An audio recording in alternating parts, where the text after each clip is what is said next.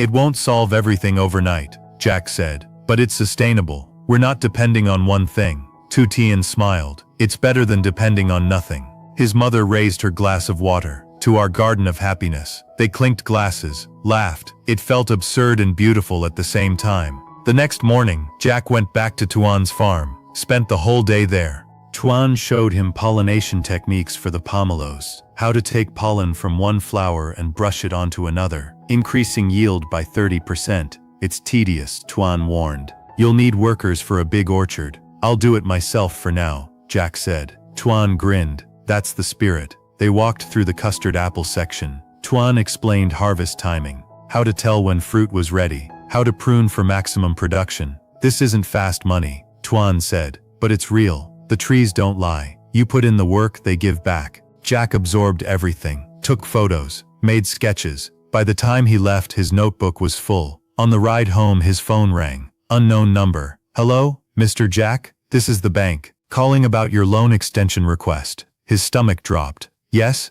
we've reviewed your application. We can offer you a 3-month extension, but you'll need to provide collateral. What kind of collateral? Property.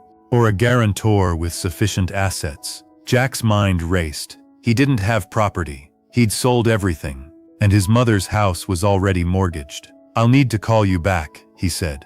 He hung up, sat on the side of the road, felt the weight pressing down again. Then his phone buzzed. Text from Tuttien. Sold all the vegetables today. 220,000 dong. Coming home soon. Love you. He stared at the message. 220,000 dong. Not even close to what he owed. But it was something. It was her. Working, believing, building. He texted back. Love you too. See you soon. Then he called Tuan. Brother, Jack said. Hypothetically, if someone needed a guarantor for a bank loan, small amount, 3-month term, would you? How much? Tuan asked. Jack told him. Silence on the other end. Then come by tomorrow. We'll talk. Jack's throat tightened. You don't have to. I know, Tuan said, but I want to. You're serious about this. I can see it. Let me help. Jack couldn't speak for a moment. Thank you, he finally said. Don't thank me yet, Tuan said. Just make sure those pomelos produce. I want to see you succeed. That evening, Jack told Tuttien and his mother everything. The bank, the extension, Tuan's offer. His mother's eyes filled with tears. He would do that for you. He said, I'm serious, Jack said. That he can see it. Tuttien squeezed his hand. Because you are. We all are. They sat together in the kitchen, the three of them, planning the next 3 months. The chickens would arrive next week. His mother would bake her first batch of cakes.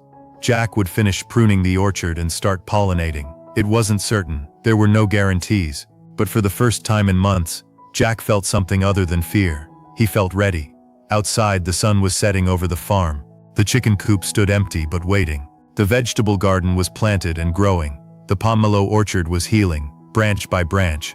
And inside, 3 people sat together, sharing a simple meal, building a life from the ground up. Tuttien looked at Jack. You know what this garden needs? What? A name, like Tuan's farm. Something that means something. His mother smiled. What about peaceful garden? Because that's what we're building. Peace, not wealth, not power, just peace. Jack nodded slowly. Peaceful garden. I like that. Tuttien raised her water glass. To peaceful garden. And to us. They clinked glasses again. This time it didn't feel absurd. It felt like a promise. The story wasn't over. The bank was still waiting. The chickens hadn't arrived yet. The pomelos wouldn't bear fruit for months. But the garden was growing. And so were they. Together.